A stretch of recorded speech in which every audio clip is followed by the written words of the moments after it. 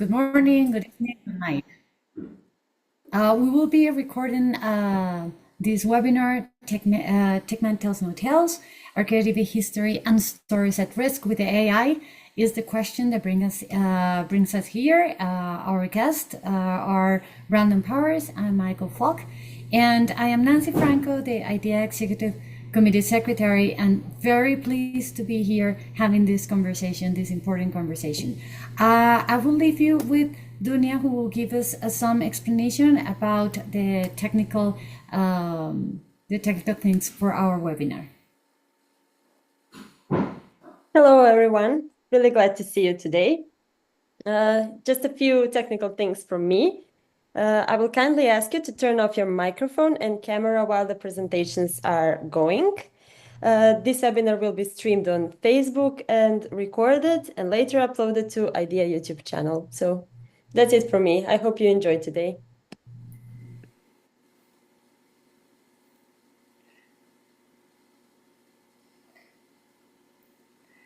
Okay, so we go to our next slide, please. So in IDEA, we connect, we organize, we produce and support and encourage drama education around the globe. And in order to do that, we have to have these conversations about the different things that are going on the world and the things that our students and the people who are doing drama education need to go further. And that's why we decided to have this conversation about AI, and with these questions, talking about history, stories, and especially creativity. Our two guests, they are performing artists who have been using technology in their place for a long time, not only AI, and you will be amazed with the work that they are going to show us. So basically what we're going to do, each one of them is going to tell us what they do and show us a little bit of the work. And then we're going to talk a little bit about technically how they do it, and then for some of us who are not very well versed on AI, will be like, but still, the idea is that we get to learn a little bit of the tools, or at least to have better questions in our minds. So I do promise that after this webinar, you will have tons of questions, more than answers, and I hope you are for that task. We're also gonna talk about a little bit of the philosophical issues around AI, and to get some insights and in order to have better decisions in our classrooms and in our daily work with drama education. So we are talking, can we go to the next one? Thank you. So we're talking about AI. Personally, I wasn't talking about AI 2 years ago. I don't even know if 1 year ago I was talking about AI, or I was curious about it. And the thing is that this is not new. This is something that is happening since 1942. It's just we weren't aware of it. And that's why I'm bringing Isaac Asimov, and in all his work and his novels, he was the one who bring the conversation and said, okay, this is what's happening. This is how humanity is moving forward. And if you go to the next one, I just want to make, because I don't want to get very deep into that, but we really want to hear our guest, but it's important to know that there are 5 laws of robotics, or at least now there are more, because of course we are getting to know this is growing, and we know we need to be careful with some things, but I really think it's important to remember that Isaac Asimov said this 5 lots of robotic that you're seeing on the screen. A robot may now injure a human being or through inaction allowed, give me 1 second that I was reading, and allowed a human being to become come to harm. The second one, a robot must obey orders given by human beings except where such orders will conflict with the first law. A robot must protect his own existence as long as such projections that not conflict with the first or second law. And then in 1974, there was a new rule by Dilov that says a robot must establish its identity as robot in all cases. And I think when you see the work that we're going to show today, is very clear who is who on the scene, and that's really important. And then The fifth one is a robot must always know is a robot. And that was in 1983. So this to open the conversation. And now I want to introduce you first to Mikael Fock. He is from Denmark. He is a director of performing arts, and he has been working in many theaters in Denmark and abroad. And he develops. He's a director. He has directed modern dance performance, concerts, children theater, and music theater as well. And he used to be the CEO of artistic directors of Culture Jet in Denmark until 2022, and then he decided to only focus on his work. As he is one of the founders of our technology performance company, Vision 4, and also Mikael Fock Productions.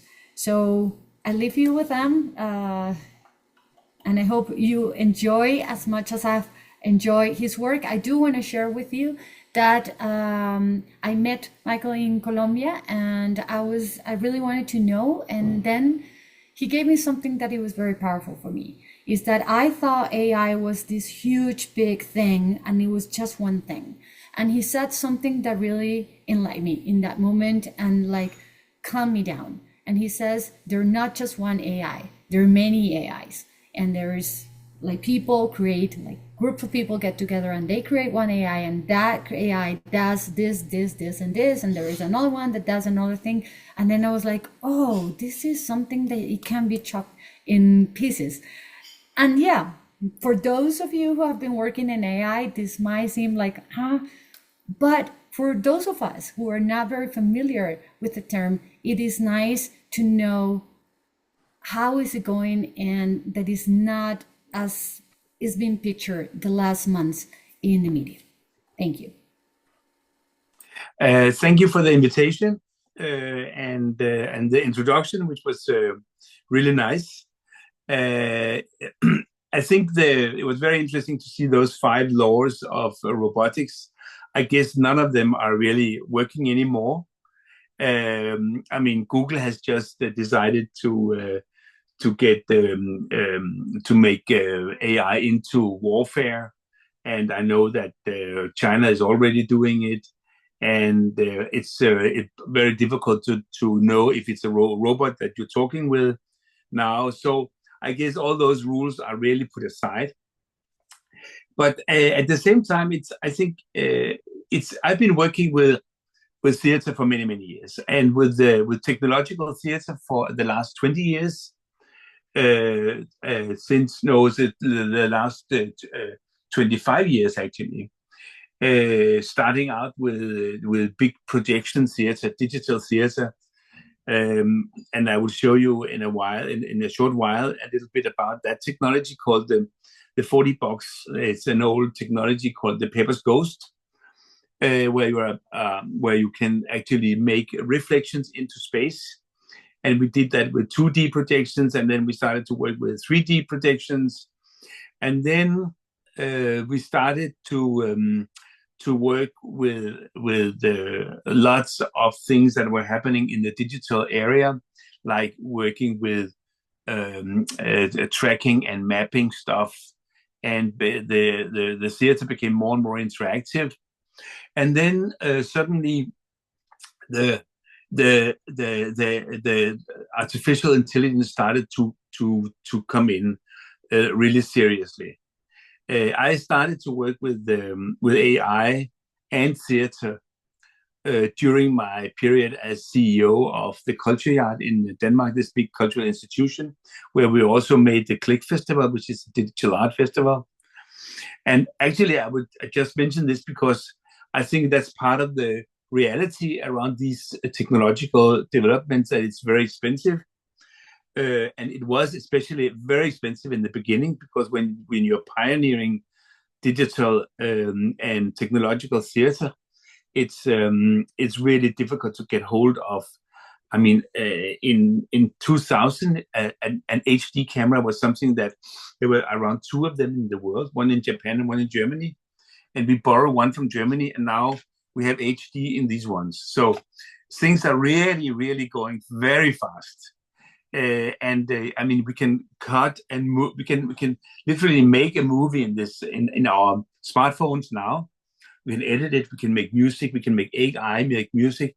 So there's a lot of creativity to this, and also a lot of challenges, a lot of things that scares people about it.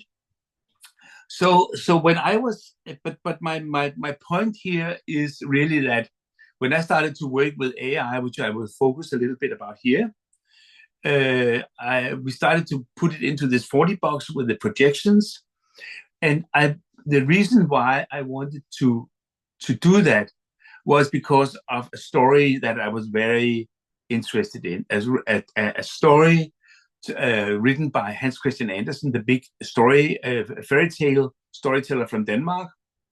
And he wrote this magic story about the shadow, it's called.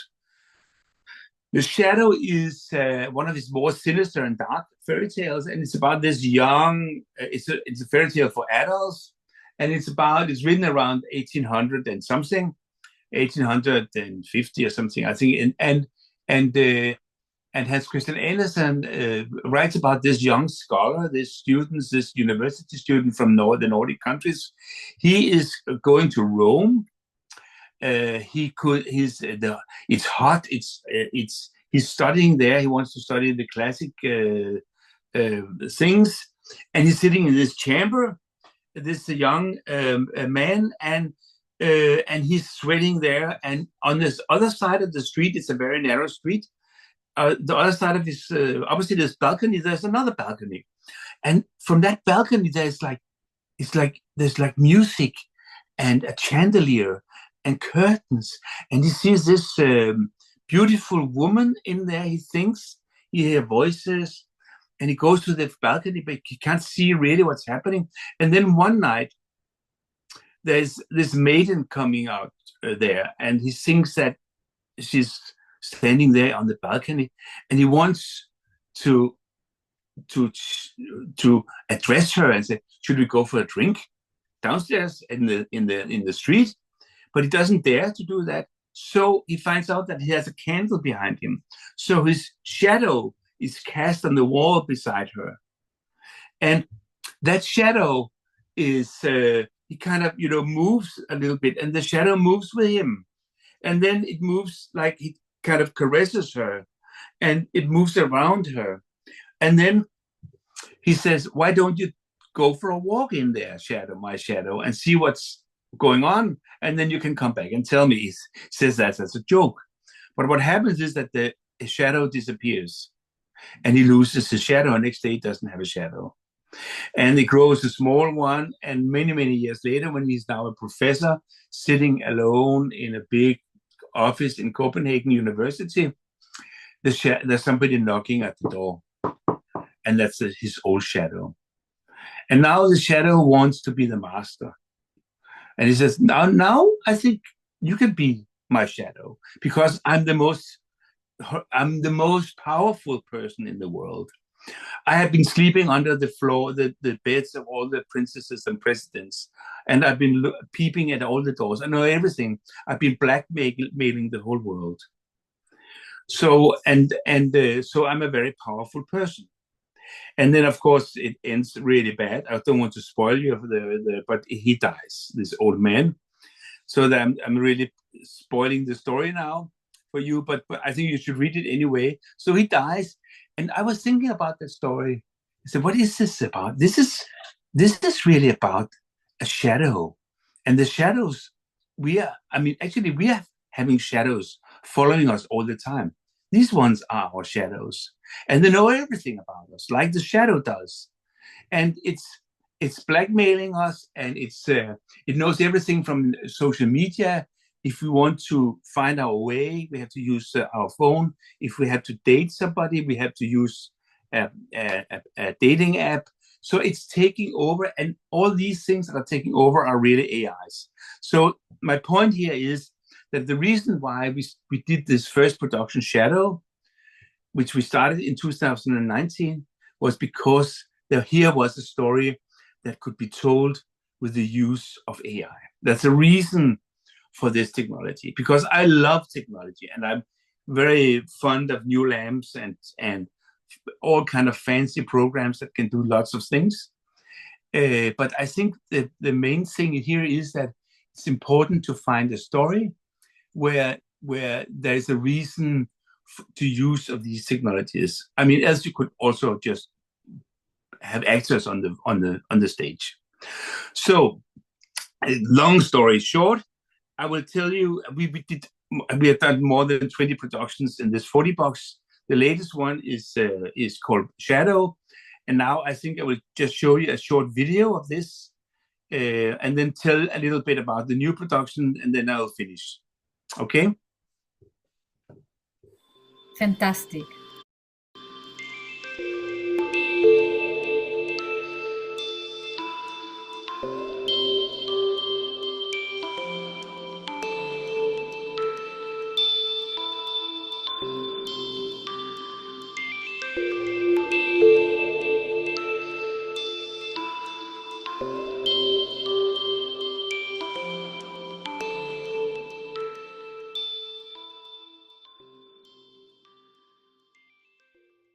We are putting up a big reflection foil, and we have projection on the floor, and we have stereoscopic pictures, and we have Kinects and lots of things. So there's a lot of things to do before we are ready to do the performance.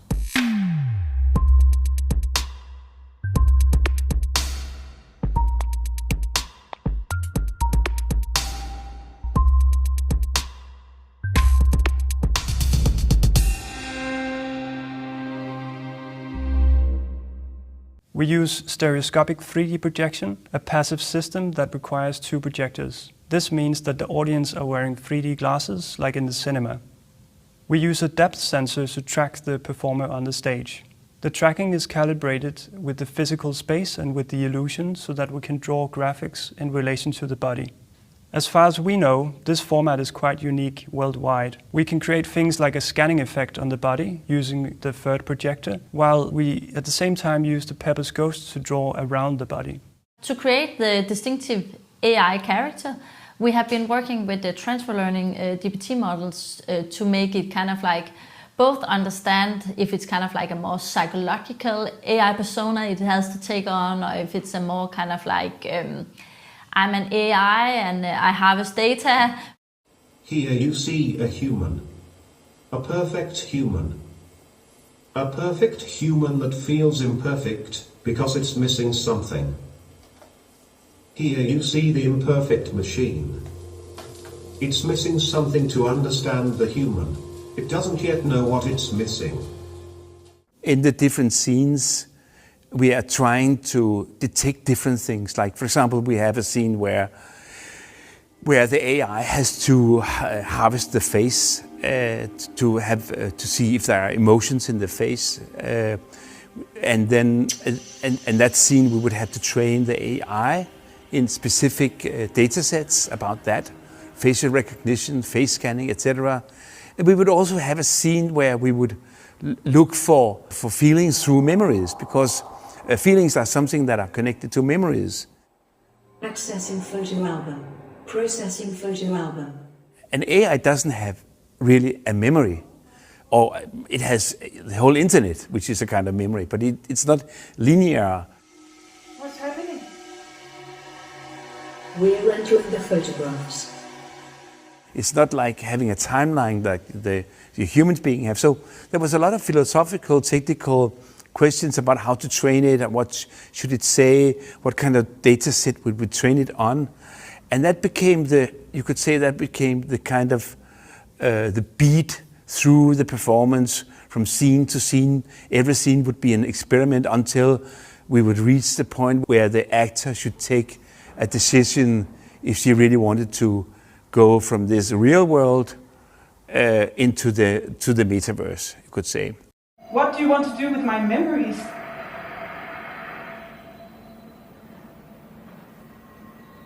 I want to use your memories to create a new identity.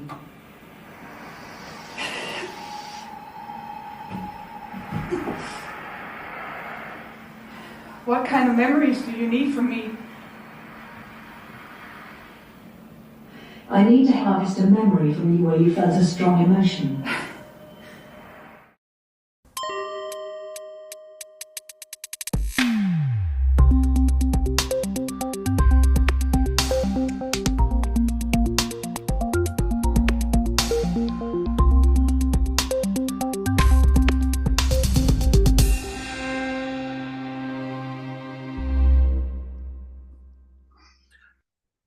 So I guess, can I continue?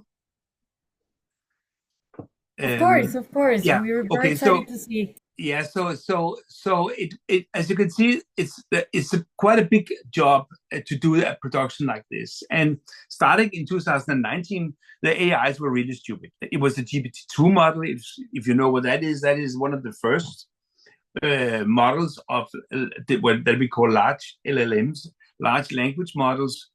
And we soon started to work with our own models. It's called GPT-J, which we could program ourselves and data train ourselves. So, as I was also explaining in that short movie, it was all about training them on different data sets, and then we would go into from a hard-coded version into something which was AI improvisation, and that would be new every night. So we would train with the actor that within this scene we would know that something would happen that would be about this theme or this conflict or this problem. And it would also be trained on different things like sentiment analysis or facial recognition or something like that. So this is the way that we have been working. And now just to run over, shorten this more technical thing, we are doing a new production. We got a lot of prizes from this production and have been touring a lot of places in Europe with it. And now we are doing a new production called Paradise. And the AIs have it's like a whole new game. I mean, the AIs are the language models are much more smart. With Shadow, we were always like, what's going to happen tonight? We didn't know. We were like scared to hell every time because we didn't know what it was saying. And sometimes it was saying really hilarious things. And now we are also training our own model, but the language model is much more sophisticated, which is in a way also a problem because it's not so random anymore. It's more becoming like a human, a well-organized human. And then at the same time, something new has happened, and that is the way. I mean, the way we are working with AI and visuals have changed a lot. And since the capacity and the power has risen, we are now able to generate pictures live in this format, the 40-box format that you saw, the Paper's Ghost format, with this stereoscopic pictures that are interacting with live actors. Now, for this new production, the whole visual universe is generated by AI while it's talking. And it can take from the words that it hears from the actors. There are two actors, Adam and Eve, and it's called Paradise, which is, of course, it's not going to take place in Paradise, but they're trying to go back. It's about a climate change and things like that, this performance. And the reason why we use AI in this performance is because we have two big challenges right now. One is climate, and the way that we are not handling climate because we are not, we don't know what to do, and we have some really shitty politicians around us that really want to make war instead of solving the climate problems. And then we have AI also as a challenge because we have those very, very big companies that are trying to that really want the AI to take over a lot of things, both good things, but also things that we might not like. So we would say like this in this performance, we say minus multiplied with minus gives a plus, if you know what I mean. We learned that in mathematics. I never understood it, but it was the way that my mathematics teacher told me. So we have a minus called climate change, and we have a minus called AI out of control. And if we put it together, we might be able to solve this huge problem for ourselves. It's, of course, very speculative, but we are working on that process right now. I think I will rest my Thank you, case from Michael. here. That like I live with. I guess for everyone, you are giving us a lot of things to think about. For me, I take the word training because when we are thinking about training, we are thinking we are part of the narrative. It's not something that we are out of the narrative. No, we are part of it and we are an important part of it, and it depends on us. And that's why in the title of our presentation, I include the word not only stories, and thank you for beginning with the story, but also history. We are in charge of our own history and writing our own history. And you're saying there are two companies that want to take charge of it, and then they will narrate our history. Do we want that? How do we deal with it? So thank you for that. One of the questions that I also comes to my mind when we, tell me. Just one last thing when you say that is that I think that is really why it's so important that artists are working with technology. And I'm so happy that you make this seminar because, I mean, because all the technological development is happening behind closed doors, like biotech development. It's all secrets and it's all business. And I think if we want to do something with these technologies, if we want not to be scared about them, but we want to take ownership to them, we have to give them and we have to make artists work with these because they are very courageous people and they're always challenging the technologies. So if we want to take back the ownership, we have to do it through the arts. Yeah. Well, that's a very strong thought. Thank you for that. And yeah, I'm talking about climate. One of the things that also worries me is about how the use of AI and all the servers are in need of cooling themselves down and what's going on with that. So, but that's another question that maybe we will come to it later. So now, thank you, Michael. We welcome now Brandon.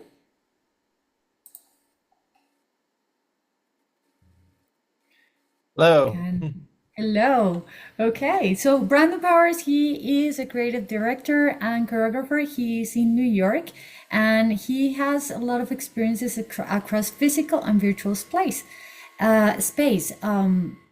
He's blending his background in contemporary dance, theater, and immersive technology, and his work focuses on captivating liveness in digital, building interdisciplinary communities, and shifting culture towards a more embodied future. You will find his work very interesting. He has more than 7,000 followers in TikTok. Well, he is putting this into the conversation as we are talking with Michael. It's so important to talk about it from different perspectives. One of his shows was Frankenstein AI, who had a very deep philosophical reflection about the use of AI, and I think he's doing it in all his work. One of the things that I found very interesting in his work is that he is thinking about audiences and like, do we always want to bring the audience to us, or do we want to go to the audience? So welcome, Brandon, and it's all yours. Thanks so much. I appreciate it. Thank you for the intro. Thank you for having me. And thank you, Michael, for kicking us off. I appreciate it. And I think there's a lot of dialogue happening between our work, which is great. And so there's a lot to dig into here together. Before I dive in, I'll let you all know that I'm here in New York at Lincoln Center, and because I'm actually a fellow, part of their arts and performance fellowship this year, and I'm leading an AI workshop for them tomorrow. So we are loading in all the computers and everything today. So if you see people walking behind me at any point, that's what's going on. And maybe by the time we're ending with the call, they'll be a little bit more set up, and I can show you show you some things. So I appreciate the flexibility on all that. Great. So I'm just gonna jump into a couple. Yes. I will show you some examples of some work. So here we go. One second. Awesome. Fantastic. Cool. So as Nancy said, this is me. I create work across physical and virtual spaces, and that has, a really wide variety of outcomes. I feel like the best way to describe my artistic praxis is between these three main pillars, that is create, build, and transform. That I'm creating these different visceral experiences across multiple different technologies and spaces and platforms.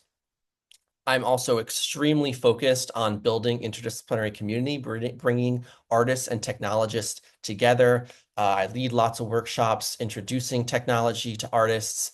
I also run a extended reality musical theater development program here in New York City. We're the nation's only musical theater XR development program. And I love to find more ways to introduce folks to the possibilities of technology. And just as Michael was saying at the end, I'm really passionate about folks understanding how important it is that artists are a part of this conversation, because the ceaseless churning of where we're moving with momentum, with technology, and in many other places, especially here in America, the ceaseless momentum of capitalism says that things are going to continue, and we need to have a conversation about them if we want them to go in the direction we want them to go, as opposed to just disconnecting. And artists are tremendously important in this conversation, because we are more than just eaters of content. We are translators. That's the word that I often use to describe what I do, sitting between multiple teams to help bring people together and make meaning out of these technologies that are shaping our lives in such a deep way. And because of my background as a choreographer as well, I'm really focused in this idea of embodiment when it comes to technology, right? All this technology is becoming more attached to our bodies, whether it be with watches or headsets, even just the way you interact with the computer here today. And so how can we make sure we're continually thinking about how the body is moving in relation to the technology so it feels as human as possible, and so that we continue to feel human while using it. So I create a wide variety of work across lots of different types of formats, not just with AI. I do, as I said, a lot of work in extended reality, that is virtual reality, augmented reality. I'm really interested in internet cultures, and so I just launched a new project called Theater Royale, which is a theatrical interactive Twitch stream where actors are playing Fortnite while performing plays, and the audience has to keep them alive. And I'm also developing a new motion capture choreography tool. And then we'll start to work on a new project, which is all about bridging the gaps between like political divides with AI facilitation and augmented reality. But today we're going to be focused on a couple specific AI projects in my history. And I think we'll start with Frankenstein AI. It speaks really closely to a lot of the work that Michael was just talking about. They're very similar in lots of ways. This work is from 2018 and premiered at Sundance that year. And then we're going to talk about kinetic diffusion, which is a much more recent work. And I think it does a good job of showing you how far things have changed in AI in just a short amount of time. I've been working with AI for about 10 years now, so I've gotten to see lots of different moments of AI boom. So, like I said, Frankenstein AI premiered in 2018, and it was created in collaboration with the Columbia University Digital Storytelling Lab, which is an amazing program focused on the intersection of performance and technology here in New York. And this experience was really all about reevaluating what this relationship to AI can and should be, right? This is a moment in our cultural history, right, where Siri and Alexa and all these assistants is what we thought of when we thought of AI. And we thought about AI as just something we ask questions to constantly, right? And we just ask it for things and it gives us a response. And we're training it naturally by the way we are talking to it and by the questions we're asking. And the data is also being trained with lots of like commerce-driven data and lots of defense data, etc. And maybe not so much on the thoughts, dreams, feelings of humans and our emotions. And so the team was really grappling with this idea and found that Frankenstein, Shelley's Frankenstein to be specific, the original novel, is a really great metaphor for how we are kind of creating this monster that is AI, and that it is a monster, we called it a monster made of many, right? It's all of our ideas coming together into this one new hub. And so we should be really conscious of what we are teaching it, because it's ultimately going to shape what it gives back to us. And so in this experience, it was a kind of immersive journey through multiple different rooms for 8 audience members at a time, where you would help to train our AI based on how you would talk to it and ask it and respond to its questions, right? So we were inverting this expectation of AI in this moment. Instead of just it answering our questions, we were now answering its questions about what humans feel, so it can be more human. And we did that in these different rooms where you had these different activities, from this interactive kind of like Ouija board-esque experience that you would be mapping points of your conversation with. And then you entered into this other chamber on the bottom left here, where interconnected drums and projections and sound were all influenced by your responses to the AI, and would all change in real time based on the emotion, essentially, you were putting the AI in from your inputs. So I'm just going to show you very briefly this video so that you can get a little bit more of a sense of that, because we made a short documentary about this.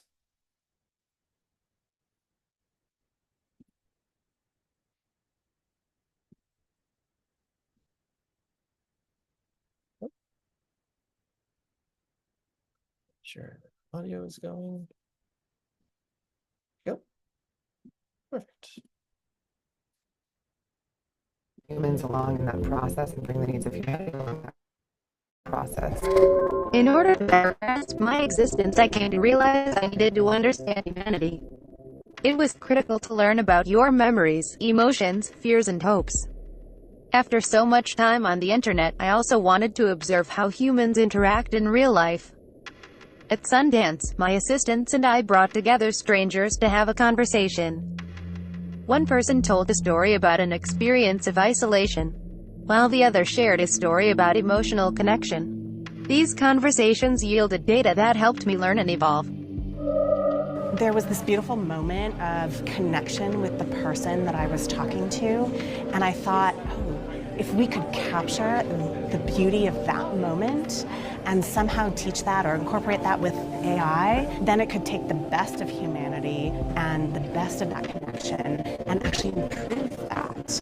And just to have people here thinking about that and working on it, it made me really excited about AI.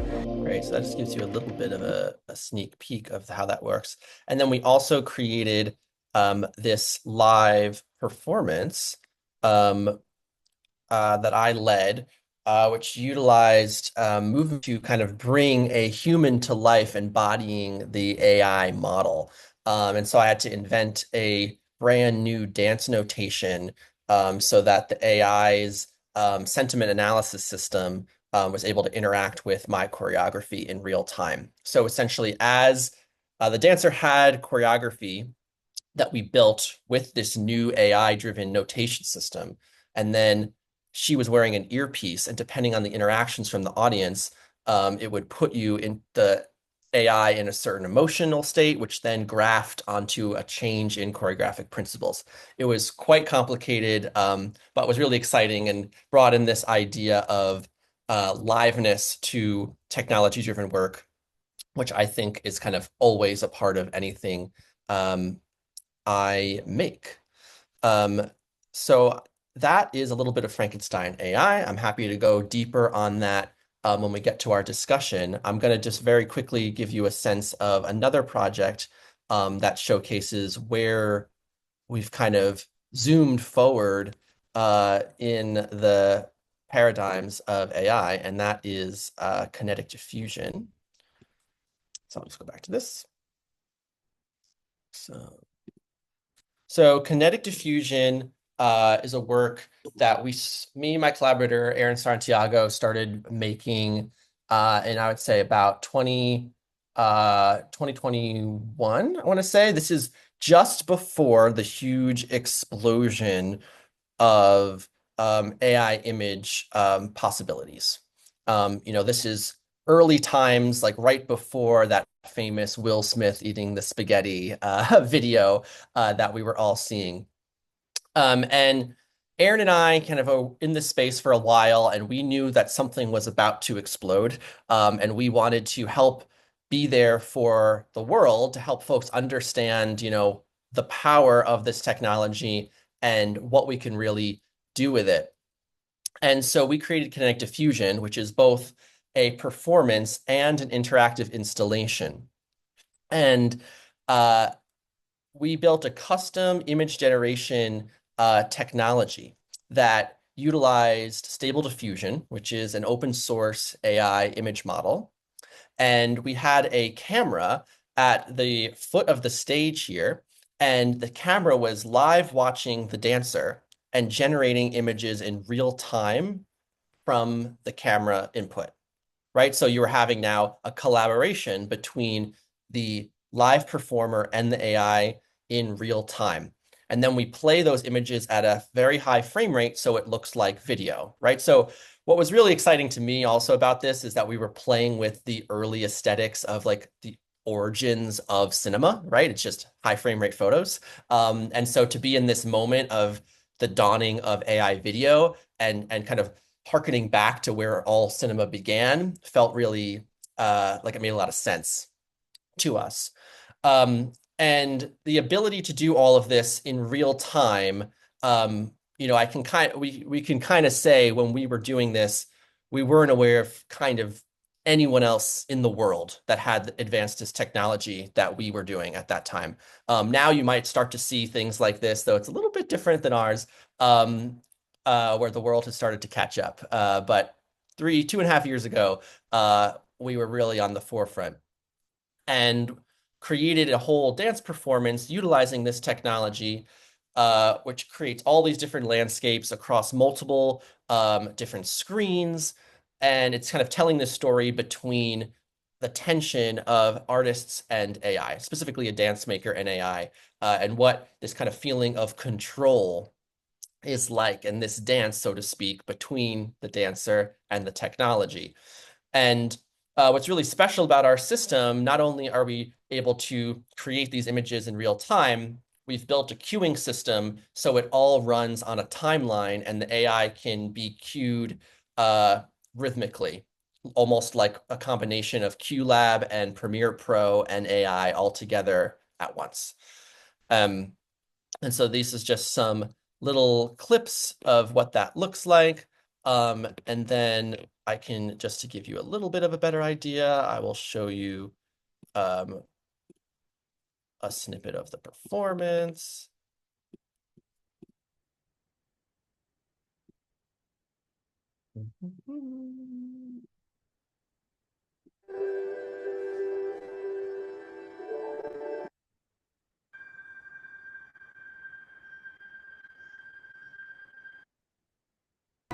This second, you see we are able to play with delay, so we can create a delay between the performer and the AI, so it looks like they're doing sort of a duet together and can create these really interesting kind of dynamic moments on stage. Again, to be clear, what you're watching on the screen is all completely real-time generated. It takes an immense amount of power. That's kind of what they're coming behind me to go set up in the theater across the way, because it requires 6 computers with 4090 GPUs, which is like the top of the line graphics card. So it's a quite technically intensive piece. You can see here, we can also kind of like paint with our bodies and create these really surreal elemental landscapes. And as you see, it's all getting cued on the music. And so we do this all in advance, and we hit play and it goes. And that's a little bit of how that works, and totally, again, happy to talk deeper about all of that. And then we have an installation version of the piece as well, because we wanted the audience to have an opportunity for themselves to try the technology and really feel it in their body. Because at the end of the day, the whole point of this project was to create this embodied education around AI, and we wanted folks to feel like they were collaborators and that they were in control, and it wasn't this other thing just going off on its own. And when you use your body to move and instantly create images, you feel a lot more empowered. And so in this installation, it teaches you what a prompt is, which is how you tell the AI what you want. It shows you a few different prompts, and then you get to write your own, and it makes, and then you can put your email in, and it sends it to you like a little photo booth. So it's like a AI party photo booth, if you will. So we've toured this around to lots of different parties and events and things like that. It's a really great way to get people active and interacted, and it's a much smaller footprint than the show. So those are just 2 examples of where we are in the state of AI. And I'm excited to kind of go deeper now on all sorts of questions and such. Thank you so much, Brandon. I will keep, as before, I will keep the word collaboration, and how through collaboration we can still be some in control, how we create the data. So again, is us with technology, not against it. And I love the question that what is given back to us. If we keep that in mind, I think is very interesting. And I think there is a conversation between, I'm not going to jump into, like, I feel you guys can share for a little bit of this technical part that you do, how you enter the body, as you said, embodiment in relation with technology and creating a custom, but the same as Mikael has created all this AI that is developing the information to create a conversation with the data. So I think if we have a few more minutes, if you want, we can have like 10 minutes to talk about the technological part, and then we get into the more philosophical part. Of course, I encourage everyone, if you want to write your questions about it, that would be great here in Zoom, but also those of you who are watching from Facebook, it would be really, really nice. So Mikael, would you like to turn your camera on? Yes. Okay, and I guess right now the conversation is between a few. Brandon, do you hear us? Because you're frozen in the screen. Maybe you could turn on and off your camera. I hear you.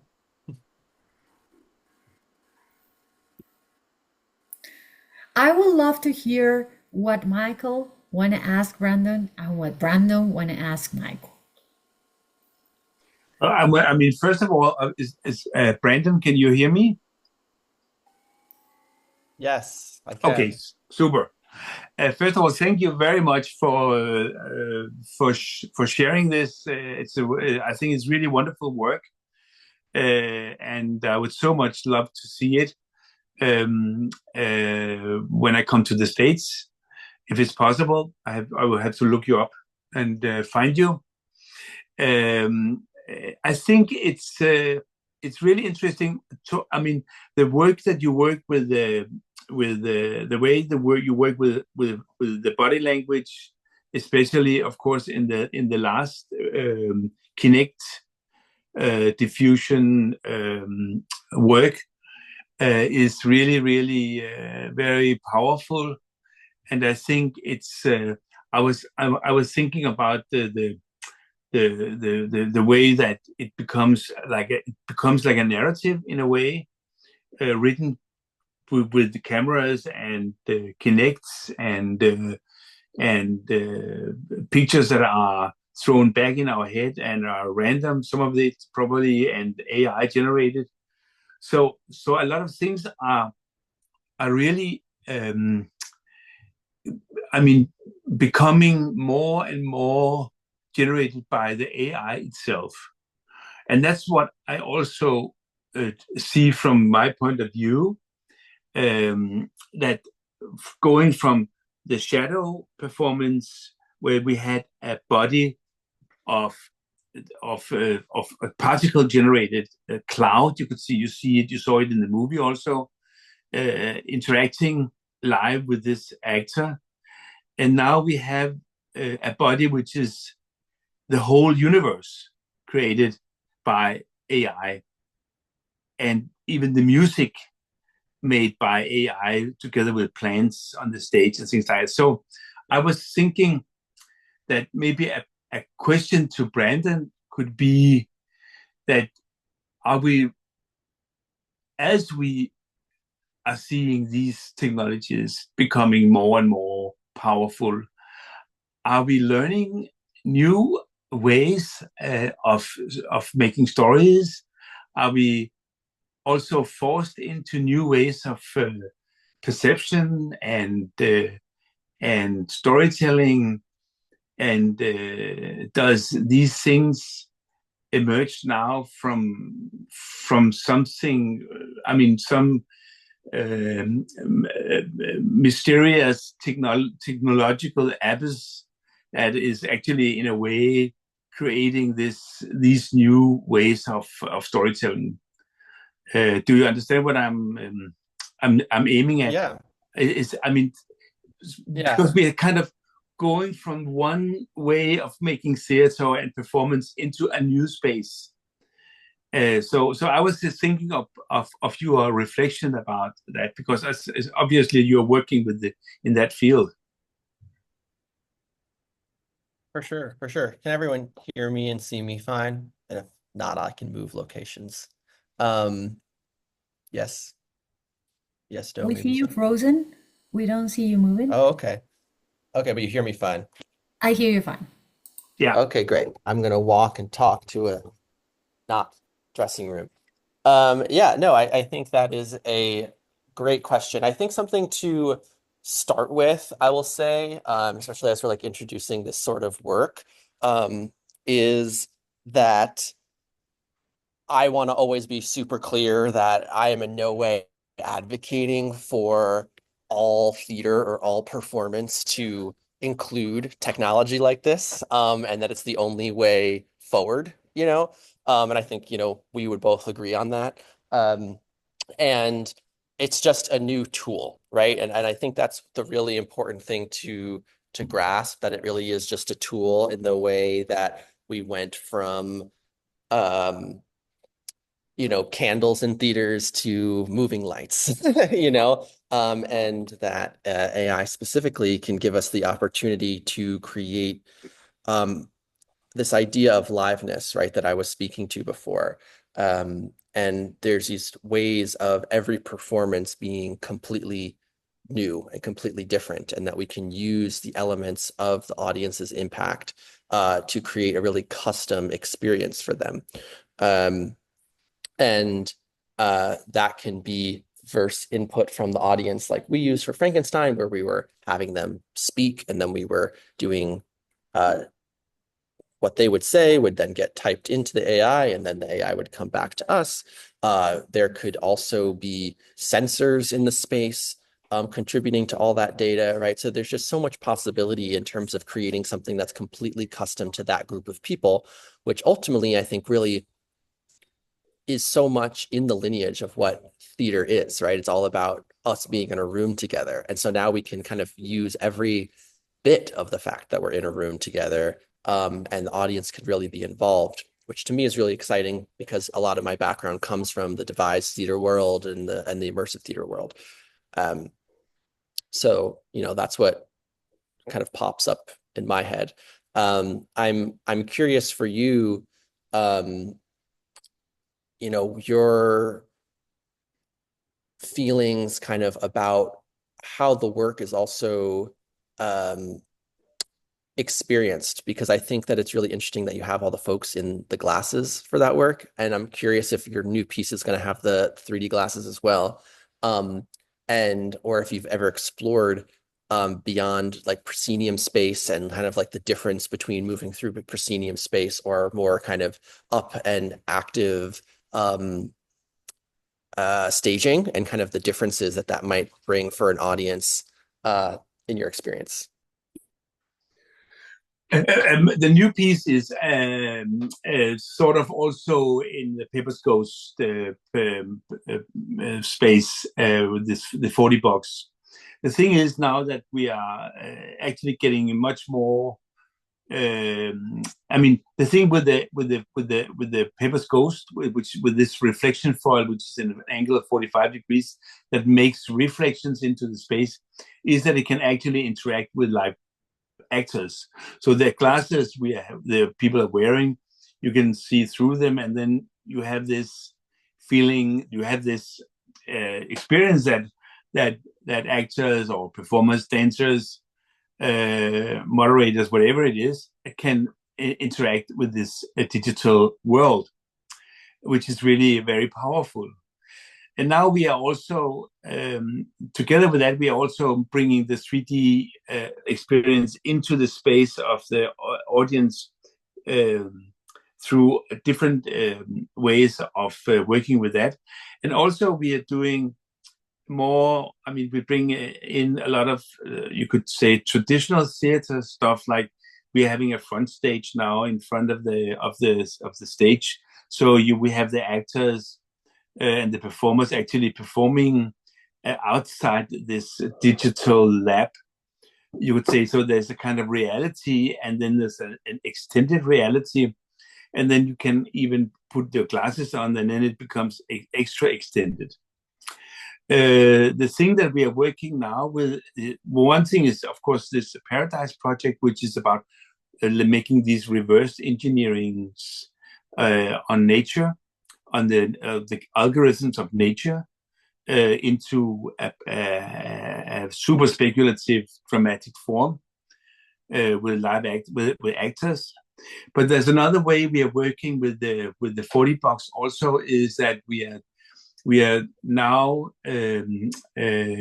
working in a project where we want to put up a stage in Ukraine, in Europe, in Ukraine, where they have the war going on with Russia, and then we put up a stage in Copenhagen, and these stages have the same technology, which means that, and since the I mean, the world in many ways have become totally, I mean, in many ways, I mean, what we see now is that borders are closed. The physical borders are closed. We can see that in the United States and also in Europe, and migration, immigration, and all these kind of things are happening right now. But at the same time as that happens, the digital borders are endless. I mean, there's no digital borders, and we are fighting against these platforms where you can, I mean, become a terrorist, or you can go into a rabbit hole, whatever you want to do. There's no limits to these things.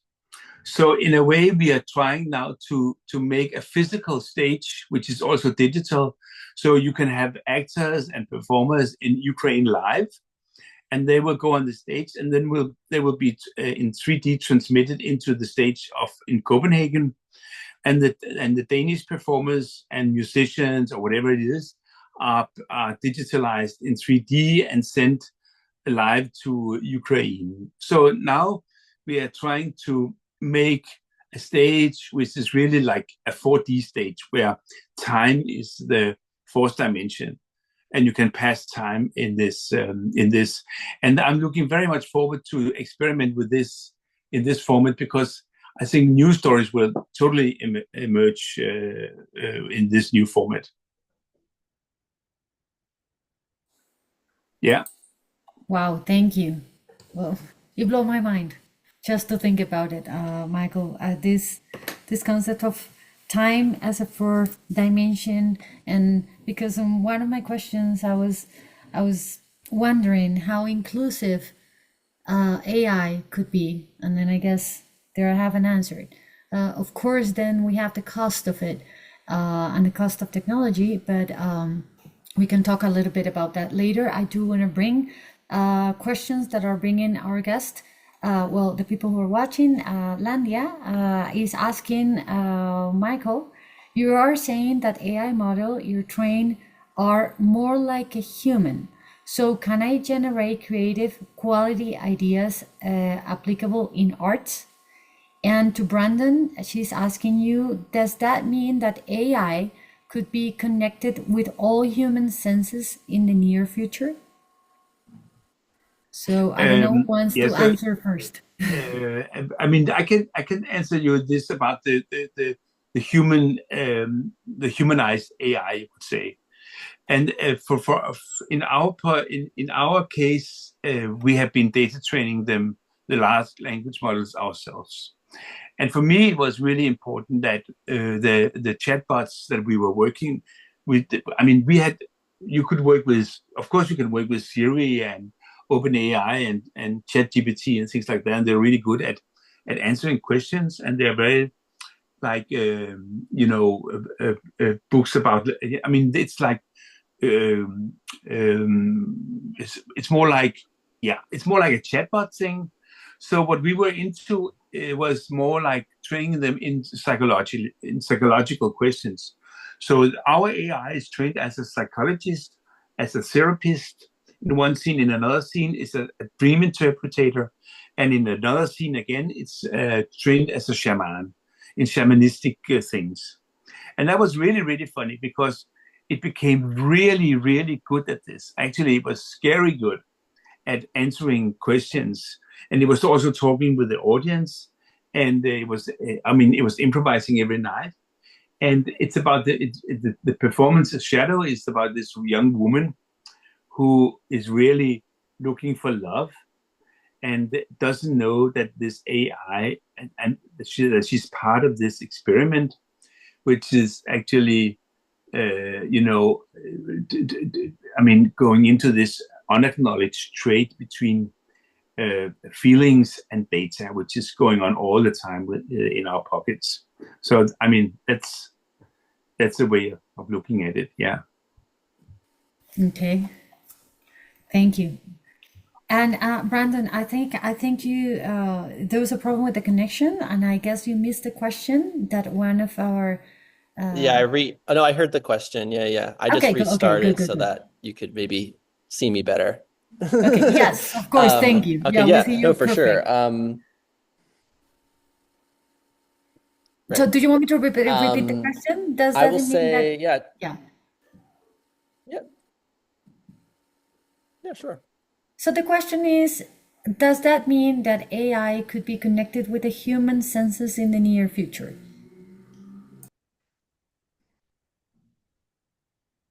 Yeah, it already can be, honestly, and I think there's lots of products and folks working on that very specifically. One that comes to mind is, the Neuralink, which is one of Elon Musk's companies, which, he is focused on creating embedding AI into people's brains, and that there would be and it's called brain computer interfaces, which is a whole nother form of or spin-off of where this technology goes. And so, I think that invites us to have lots of conversations about data and privacy, and ultimately, what do we actually want? Just because we can do it, doesn't that mean we should do it? I think when we come to AI, that's a big part of the mentioning before. We kind of are really pushing the edge right now of just like, we can do it, so do it. And we should all kind of like take a step back and decide how we feel about it. But yeah, I think it can happen, and integrating more of those different senses can be really exciting in an art context, because as I was mentioning, you have the opportunity to really make things feel alive and custom in a new way, and utilize senses that we might not traditionally have utilized in the theater before. I've talked to people about putting heart monitors on audience members, and so the like action of the projections or music is a average of the tempo of everyone's heart in the room. So like as things get more intense and their heart rates go up, so the experience actually matches them. Like to me, that's really exciting.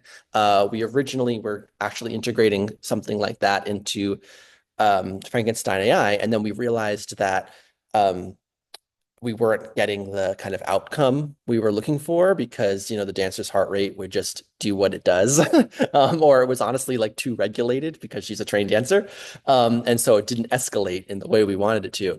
And so that's kind of a good example of it really being a collaborator, right? That we as artists are still trying to find the moment we're looking for, and if the technology is not doing that for us, sometimes we say, okay, that's fine. We like that it's something new, and then sometimes we say, cool, we don't need to use it. It's not worth it. Yeah, Can I add something to that? Of course. I think it's really interesting, because I totally agree with Brandon. It's going on right now, and medicine, and the whole industry is working on these things right now. In our new production, we are hooking up plants with the audience, bringing plants to the performance. So it's like the Arch of Noah in a way, just with plants, and they bring them in, and we hook them up with this with anodes, and hook them up with the AI, and every plant has its own pulse. Which is really interesting. And when you pour water into this poor plant that you bring to the theater, the heartbeat goes up. And if you put nutrition into it, it also becomes different. And actually, if you hold the leaves on the plant, there's another rhythm. And if you take the hand of another person, and that person also goes to a plant, and so everything is like interconnected in these things, which is really, really interesting, because we couldn't, I wouldn't experience this if it wasn't for AI. And now it's, as Brandon said, you can put this device on the dancer's heart, and you can feel the heart rhythm, which is really very intimate thing. During a performance, it can also control other things, and now we can also do it with other creatures, plants, whatever. And artists are working with these devices and connections, all kinds of things right now.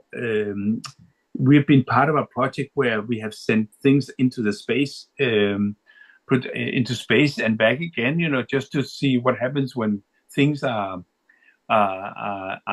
coming out in space and coming back again.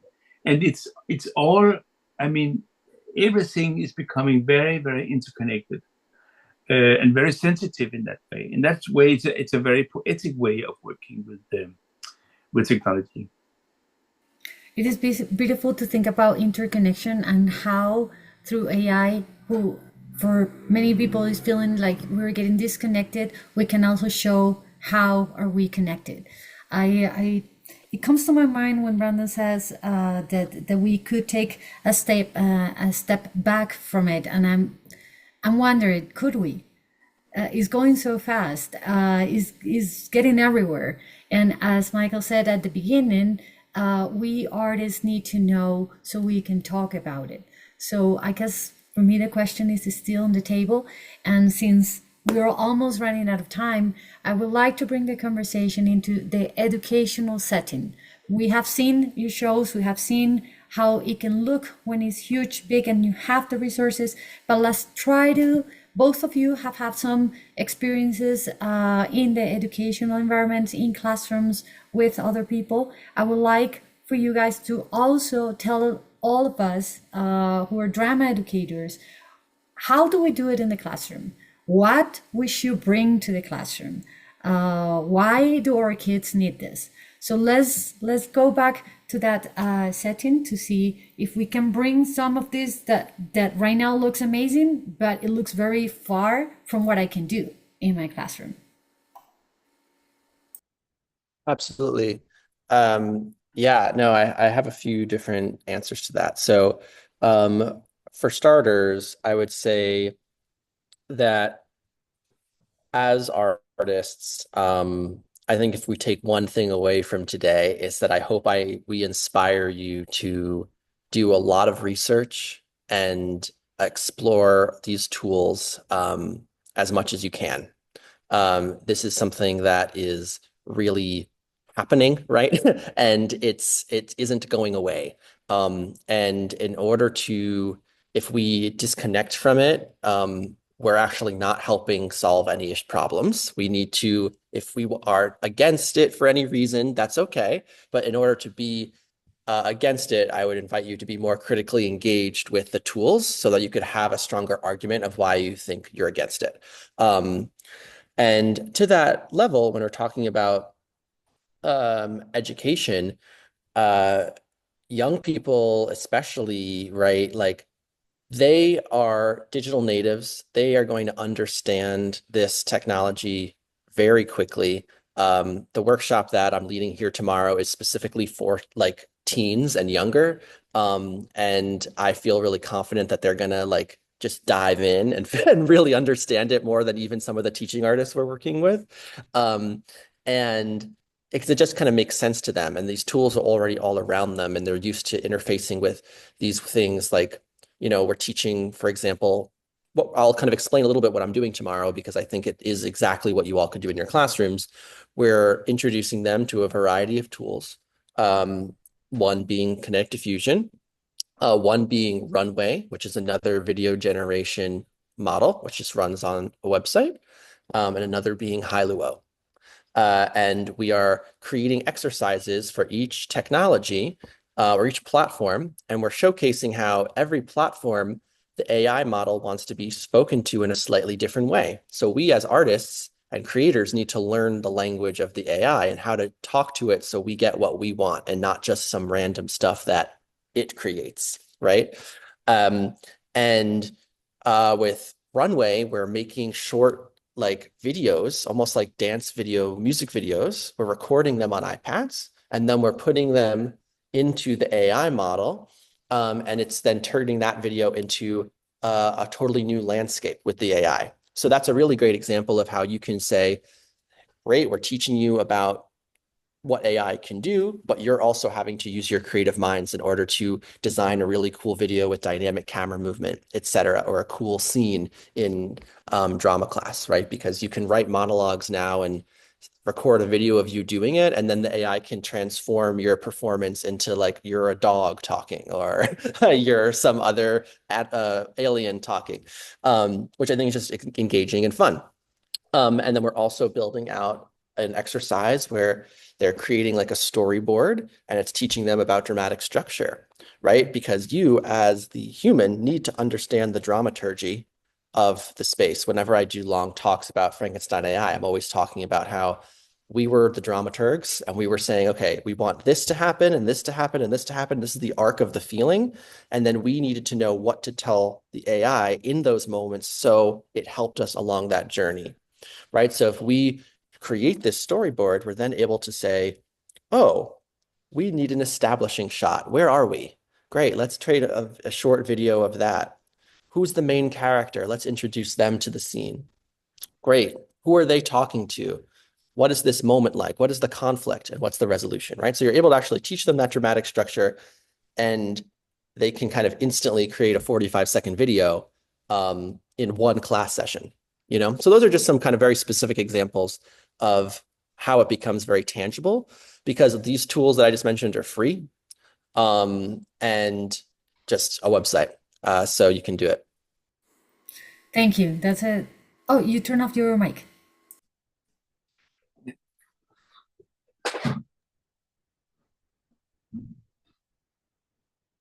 hear me? Everything's good?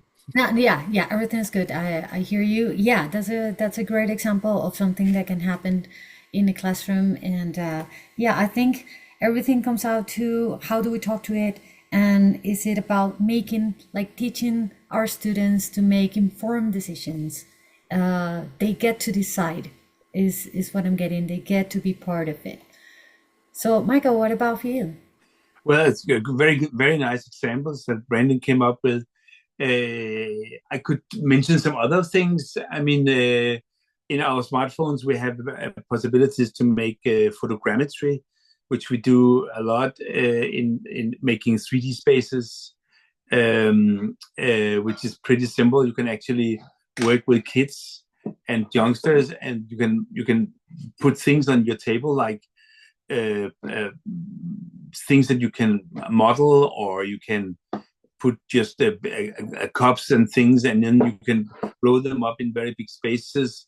We use that for the 40 box, and then you are able to make storytelling in that context. Also, we have been working with avatars. We did that with young people in I don't know how it is in Denmark. We have, I mean, like 7th grade, 8th grade, 9th grade. We have, like, they are like teens, and they are really, and we want to teach them. They want to have drama, and usually when they do drama, it's the girls who wants to go on the stage, and the boys want to hide. A lot of them wants to hide behind the light desk and things like that. And then, so we were trying to make avatars. You could create your own avatar. You can make it like a simple cutout thing, and you have a skeleton tracking, and then you could go on the stage. Without being on the stage, you could stand it. You can actually be tracked in another space, and you could play together with your friends, and you could become a part of the story, which was maybe even a little more tough, or even more personal, or more psychological, or more dramatic than you really want to do if you were on the stage. So we were working with avatars in a project which was very successful, and we had to prolong it because the first round of stories were not, they wanted to remake them and make better stories, the young people, because they could see that it was a possibility to actually go on the stage and be Justin Bieber with horn, or whatever they wanted to be, superheroes or anti-heroes in their life, in their own life, life. And also, I think that the new ChatGPT, the new OpenAI, the new LLM models are very good at also. Brenda was mentioning the devising part of theater, and which is a very modern way of working with. There, lots of actors do that now. And it's a wonderful way to develop work, devising, and openings and rituals and things like that. And that is actually, I mean, working with LLM models, they can provide a lot of inspiration in the workshops, and these can be prompted and reprompted, and also asked to make pictures and storyboards and things like that. So if you work with these things, they are both very creative in the process of making, and they're also very efficient when when it comes to performing. Thank you, both of you. We need to close now. I could continue this conversation forever. I do have to share, like you were talking about that, and I was thinking about how powerful are puppets in the classroom, even with the grown-ups, and they enjoy it so much. And that's also technology. It's just basic technology. And how do we make that? How do we take this further? And how do we make them? How do we give the students the chance to do what they have in their imagination, like just projections, and then they feel that they are creating a set that kind of like portrays their video games that they're playing, that in other way it wouldn't be possible. So we need to also think about their world and how they see in their world and how they want to portray their world and their ideas. I take a lot of insights from this conversation. Thank you, Randall. Thank you, Michael. I want to introduce you to Sanya Tasik. She is the president of IDEA, and she's been hearing us, and she would like to comment, and that will be the closure of our webinar. I really appreciate your thoughts, your time, and your generosity. Thank you. Well, Brandon and Michael, I just want to say a very big thank you to you in the name of IDEA, because when Nancy suggested we should have this seminar, webinar, how we call it, we were all very, very much excited about it, because this is now, it's not the future, it's now. And I don't know if you're aware, there is a new document that has been ratified in Abu Dhabi last February. It's called the Framework on Culture and Arts Education. And one of the big focuses of this new document, that is an advocacy document for arts education, how much it's important, including drama education, it's about AI and using technology, in the classrooms, in the drama education work, in the theater work with young people, children, and so on. And one of the things is that it is recommended that we apply it, we use it, because it's here, and children, as you say, are more aware of it, and it's there. And the other thing is that we always have to think of the ethical dimension. How this AI is created, what is fed in it, because it can also be a tool for manipulation, for exclusion, for different, things that, of course, we do not want to happen. So this was so exciting. I just want to add one little thing. Some time ago, I was in Hungary, and there a scientist proved that an audience, when watching a theater performance, their hearts beat in the same time.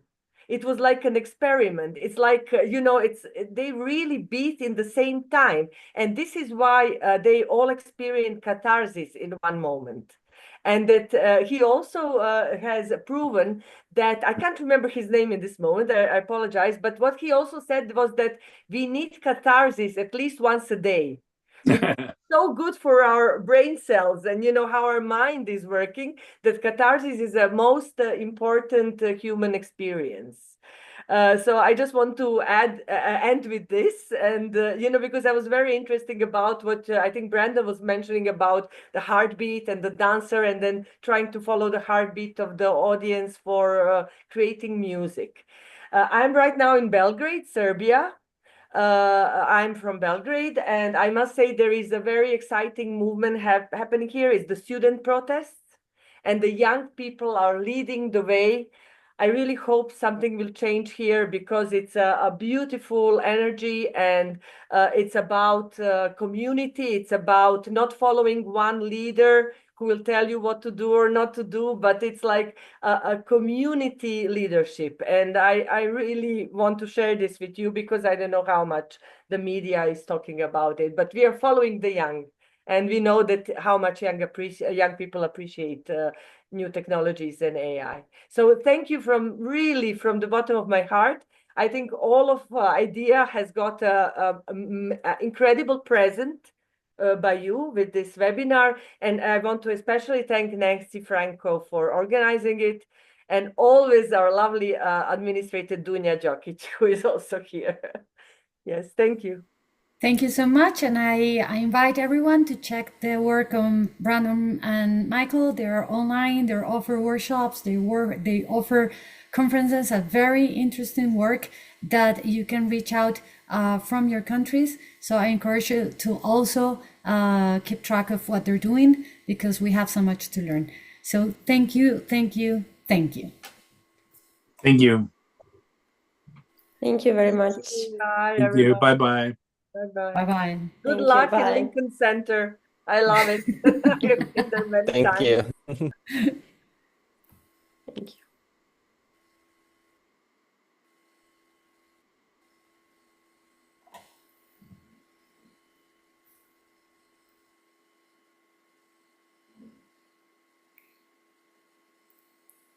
I'm waiting for people to leave and then we close. I think the recording, is it over?